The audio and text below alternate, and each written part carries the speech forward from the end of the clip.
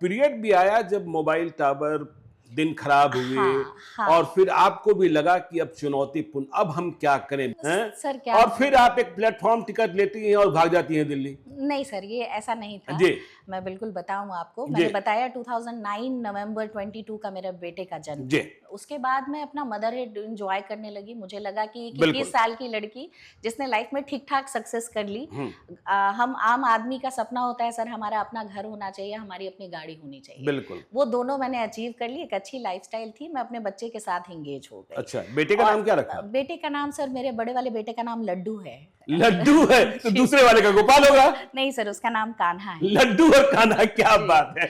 हाँ तो जी सर इसमें एक ऐसा फेज आया जब टावर कंस्ट्रक्शन रिहैब सेशन चल रहा था जिसमें काम बिल्कुल भी ठप हो गया। बिल्कुल। और इसकी परिकल्पना मैंने नहीं की थी, क्योंकि कहते हैं ना कि experience come with your age, तो वो चीजें मुझे समझ नहीं आई। काम बंद हो गया, सर पे लायबिलिटीज थी, हाउसिंग लोन, कार लोन, चीजें चल रही थी, और इसकी तैयारी मैंने नहीं की। अच्छा। हाँ, इसकी तैयारी मेरे पास नहीं थी और मैं समझ नहीं पाई। क्राइसिस मैनेजमेंट नहीं था। और वो 1 साल 1.5 साल का जो पीरियड रहा 2011 टू 2012 होल, वो उसने मेरे सारे के सारे बैकअप्स नील कर दिए। नील कर दिए? हाँ। अच्छा। मैं बैंकरप्ट हो गई। बैंकरप्ट भी हो गई? हाँ, मैं बैंकरप्ट हो गई। आफ्टर दैट सर मैं जॉब कर रही थी एक रियल एस्टेट कंपनी में। हाँ। और उस टाइम मैं जॉब तो कर रही थी। बड़ा खराब लगा होगा? नहीं सर, मुझे एक चीज पता है कि जो भी परिस्थिति आपके परिवार के लिए आती है उससे मुझे लगता है कि बड़ी कोई चीज नहीं हो सकती। कहाँ मक्खन की रोटी और कहाँ सूखी रोटी पर नहीं सर,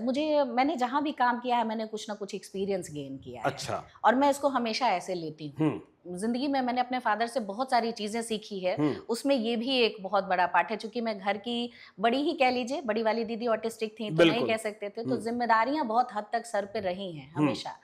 तो मैंने ये फेज सीखा। फिर मैंने एक कंपनी में एज ए HR ज्वाइन किया, क्योंकि मैं कंस्ट्रक्शन से आती थी, तो मैंने एक रियल एस्टेट कंपनी ज्वाइन कर ली। बट बिहार जैसा हम लोग बार बार चर्चा करते हैं कि यहाँ आपके एम्प्लॉयमेंट के नाम पे कुछ है नहीं सर। नहीं है। आपको वो पे ऑफ नहीं करते लोग जिस हिसाब से आपसे काम लेते हैं। तो आगे बात करेंगे, लगता है ये सब कारण ही रहे कि प्रशांत किशोर से आप जुड़ गई। हाँ, चलिए आगे। हाँ, बिल्कुल। तो सर पे नहीं करते? हाँ, पे नहीं करते। मेरी सैलरी उस समय 15-17 हजार रुपए थी जी इन 2013, और EMI सर 22-20 हजार रुपए देनी पड़ती थी। आमदनी कम, खर्चा ज्यादा।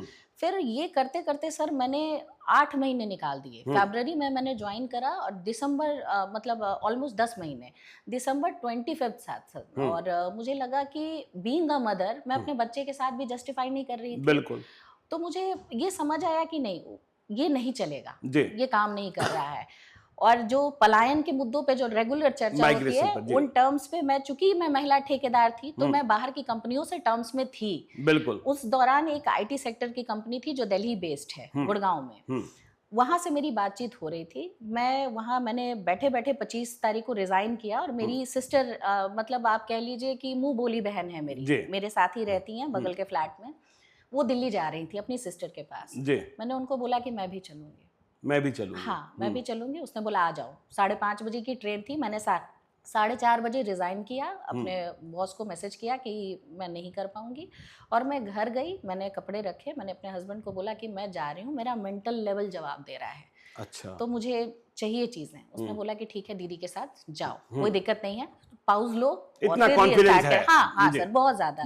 वो मेरे फादर के बाद मेरे लाइफ का वो दूसरा व्यक्ति है जो आंख बंद करके मेरे पे भरोसा करता है, और मेरी स्ट्रेंथ का सबसे बड़ा कारण है वो व्यक्ति मेरे लाइफ में।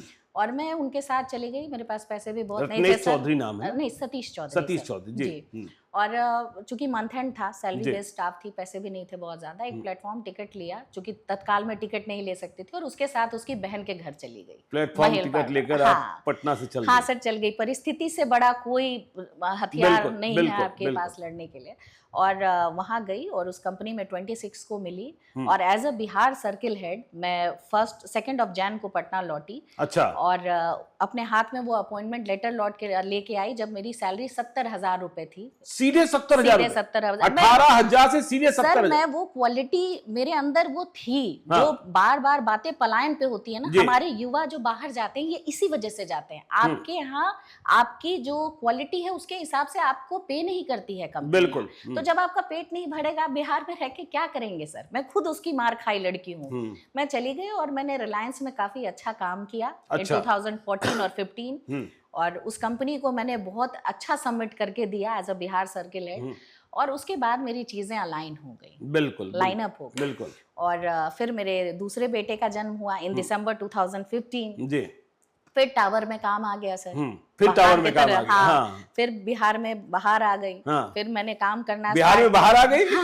मतलब आप मानते हैं 2015 में बाहर आया? हाँ सर, बिहार में बाहर है नीतीश कुमार हैं। जी।